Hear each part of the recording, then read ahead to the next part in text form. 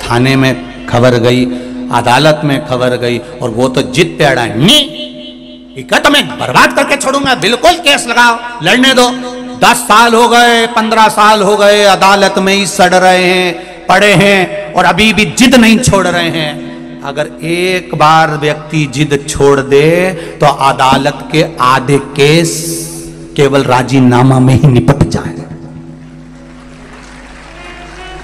लंकाधिपति रावण जिद नहीं छोड़ पाया, और कौरवों के केवल 2 भाई थे, दुर्योधन और दुशासन, जो कि जिद पर अड़े रहे। बाकी के भाइयों ने 98 ने जिद छोड़ दी, इसलिए इन कौरवों के पुतले नहीं जले और उस लंकाधिपति रावण के जले, क्योंकि जिद पर अड़ा रहा।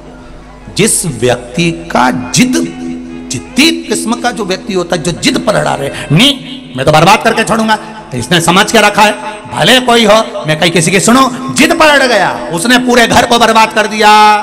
जिद पर अड़ा रहा, थाने में केस पड़ा रहा, 10 साल 15 साल 20 साल 25 साल केस अड़े रहे। और अगर जिद नहीं होती ना, तो दोनों परिवार में आज समझौता हो गया होता, वो थाने से बाहर हो गया होता, वो जेल से बाहर हो गया होता।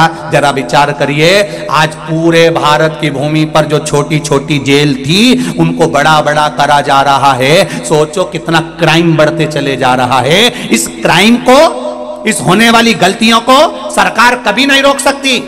इस क्राइम को सरकार कभी ना रोक पाएगी।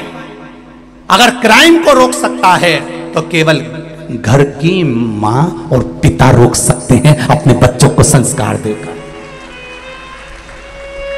अपने बच्चों को सिखाओ, गीता का पाठ करना सिखाओ, उस गीता का महत्व बताओ। और बेटे से कहो, बेटा अभी छोटे हो तो गीता पढ़ना सीख जाओ, इस गीता के महत्व को जान जाओ, इस गीता के शब्द को जान जाओ। जो बाल्य अवस्था में गीता के महत्व को जान जाता है, वो अदालत में खड़े होकर गीता पर हाथ रखकर कसम नहीं खाता है। उसको कसम खाने की जरूरत नहीं पड़ती, जो गीता के महत्व को जान गया, जो गीता के शब्द को पहचान गया, जो गीता के संबोधन को जान गया। अपने बच्चों को गीता का महत्व समझाइए, अपने बच्चों को रामायण का महत्व समझाइए, अपने बच्चों को श्रीमद् भागवत का, शिव महापुराण का महत्व समझाइए। जब इस सनातन धर्म के बच्चे एक एक शब्द को समझेंगे, तो उन बच्चों को अदालत में खड़े होकर गीता पर कसम खाने की जरूरत नहीं पड़ेगी। गीता पर हाथ रखकर कसम वही खाता है जो बचपन में गीता नहीं पढ़ पाता है। जिसने गीता पढ़ी होती है, उसको कसम खाने की जरूरत नहीं पड़ती है। क्राइम को सरकार नहीं रोक सकती, क्राइम को सरकार कभी नहीं रोकेगी। अगर क्राइम रुकेगा तो आपके संस्कारों से रुकेगा, आपके ज्ञान से रुकेगा, शिव महापुराण से रुकेगा। आज पहले घरों में इतना विवाद होता था, 24 घंटे लड़ाई होती थी। आज दोपहर में 2 बजे से 5 बजे तक लोग टीवी खोलकर बैठ जाते हैं। भले कुछ नहीं घर में जाए, भले अंदर उतरे ना उतरे, पर 2 से 5 बजे तक टीवी चलती है, उतनी देर तो मन शांत रहता है। आप 3 घंटा कथा में आकर बैठते हो, उतनी देर तो मन शांत रहता है। लोग कहते हैं महाराज जी, लोग तो बिल्कुल उल्टे घड़े की तरह हैं, तुम नल की तरह हो, पानी बहाते रहते हो, उनके अंदर कुछ जाता तो है ही नहीं। लोग कहते हैं इतने लोग कथा सुनने आए हैं, क्या सबके अंदर कथा चली जाएगी? हमने कहा बिल्कुल नहीं जाएगी। तो फिर इनके आने से फायदा कौन सा है? हमने कहा नल के नीचे चाहे सीधा घड़ा लगाओ, चाहे उल्टा घड़ा लगाओ। सीधा लगा होगा तो पानी भरा जाएगा, उल्टा लगा होगा तो कम से कम ठंडा तो बना रहेगा। सीधा लगा है तो पानी भराएगा, उल्टा रखा है तो ठंडा रहेगा। कम से कम 3 घंटा कथा में बैठा है, झूठ तो नहीं बोल रहा, बात तो नहीं कर रहा, चुगली तो नहीं कर रहा, निंदा तो नहीं कर रहा, कहीं गलत चीज तो नहीं कर रहा। 3 घंटा कम से कम ठंडा तो बैठा है। इतनी खुशी बहुत है अपने लिए कि ठंडा तो बैठा है। इतनी देर आराम से बैठा तो है नहीं, कथा तो सुन लिया बेटा कि बुद्धि में तो कुछ नहीं जाए, मत जान दो, औंधा है नहीं मटका, ठंडा तो रहेगा। 3 घंटे बाद जब जाएगा, जब देखा जाएगा। अभी नल के नीचे है, जब तक तो ठंडा है ना। जिसके भराना है वो भरा जाएगा, जिसके नहीं भरा है तो कोई जरूरी है इतना सारा आया है तो सबके अंदर कथा भरा जाएगी? जो सीधा घड़ा वो में तो भरा जाएगी, नहीं कहीं कहीं की तो कथा में बैठ के भी नहीं भरा।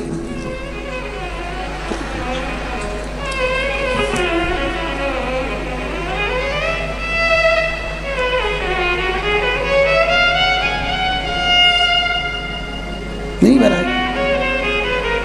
आरती के समय पर कई लोगों का ध्यान भगवान की ओर होता है और कई लोगों का ध्यान चप्पल की ओर होता है। ये तो ध्यान लगाने वाली बात है। पहले हम भी आरती गाते थे, जय जगदीश हरे, पर तुमने छोड़ दिया क्योंकि लोग आरती के समय पर ध्यान गलत कर लेते हैं। अपन बोले माता पिता तुम मेरे, इनका ध्यान पीछे चले जाता, माता पिता तुम। और इनका ध्यान चल रहा है। और फिर वो चप्पल कहीं चली जाए तो ये आरती में सोच ले अपनी तो चली गई, शरण गऊं मैं किसकी, अब मैं किसकी ले जाऊं। तब समझ में आया कमला की अच्छी रखी है, ये अब यार इधर से उधर देखेगी और मैं निपटा बैठूंगी, बस इतना ही। अब जितना घड़े के ऊपर है, तुम सीधा घड़ा रखा है तो कथा मिलेगी, सीधा घड़ा है तो अच्छा ढूंढ लोगे, सीधा घड़ा है तो 7 दिन की शिव महापुराण में से कुछ अच्छा निकालने का प्रयास कर लोगे, सीधा घड़ा है तो शिव महापुराण आपको अच्छी लगेगी, और अगर उल्टा घड़ा है तो 3 घंटा तो बैठ लेगा, उसके बाद यहाँ से जाने के बाद फिर निंदा में लग जाएगा, हाँ वो तो महाराज ही बेकार है, उसका तो काम केवल बवाल मचाना है। कल कथा में बोल दिया कि काशी में परमिशन नहीं मिली, आज परमिशन बाबा की कृपा से। ये तो जहां जाए पहले बवाल मचाए फिर कथा चालू होता है, हम काय का मचा, लोग कहे तो क्या करो सर।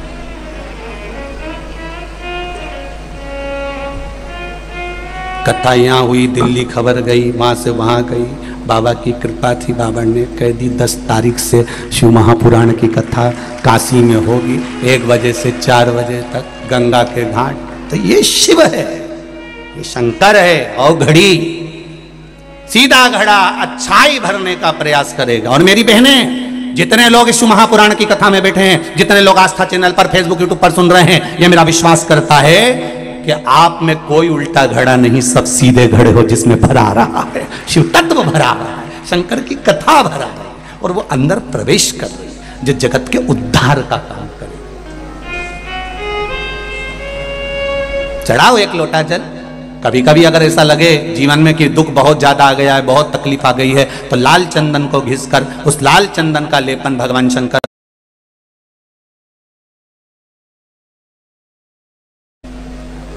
जैसे किसी नारी का गर्भ नहीं ठहर रहा, 15 साल हो गए, 20 साल हो गए, 25 साल, जैसे इसने लिखा एक माता ने कि 18 साल की बेटी हो गई थी पर संतान में पुत्र नहीं, तो उसने भाव से कथा सुनी। इसे आपके भीतर अगर 20 साल हो गए, 25 साल हो गए, 30 साल हो गए, संतान का सुख ही नहीं है, लाल चंदन का लेपन बाबा भोलेनाथ पर करना प्रारंभ करो, पीठिका पर लाल चंदन का लेपन करना प्रारंभ करो, लाल चंदन से बाबा का श्रृंगार करना प्रारंभ करो। एक बेलपत्री पर लाल चंदन, दोनों पत्ती नीचे वाली, जो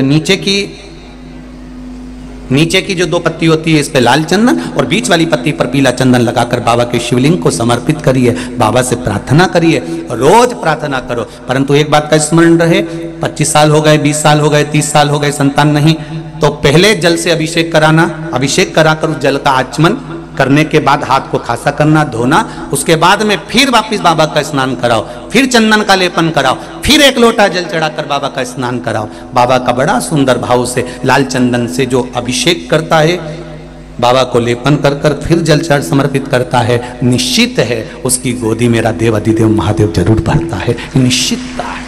हम तो बेटियों से भी कहते हैं, जिसका विवाह नहीं हो रहा हो, 25 साल, 30 साल, 27 साल, 28 साल, 32 साल, 40 साल हो गए हो, नहीं हो रहा हो बेटा बेटी का विवाह, उसे लाल चंदन का प्रयोग अशोक सुंदरी वाली जगह पर 7 बिंदी लाल चंदन की लगाकर 7 बेलपत्र 7 बिंदी पर रखिए, और महाराज अपनी कामना कर कर भगवान से आइए, बाबा देगा, करेगा, 3-4 महीने में विवाह पक्का करेगा। ये लाल चंदन की महत्वता है शिव तत्व।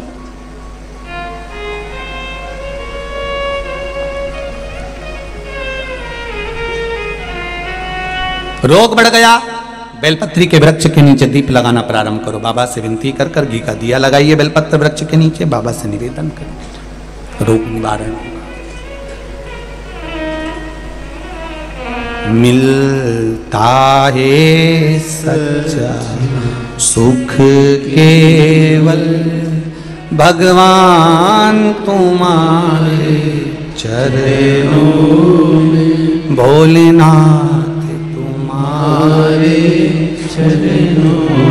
ये जीवन का सुख है। भगवान शंकर के चरणारविंद का अगर सुख मिल जाए तो इससे बढ़कर कोई सुख नहीं।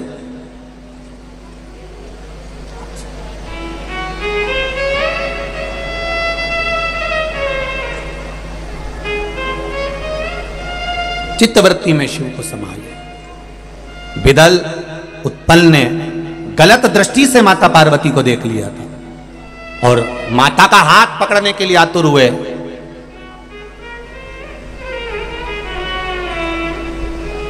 क्रोध आ गया मां को। मां ने कुंदुक पड़ा था, उस कुंदुक का प्रहार कर दिया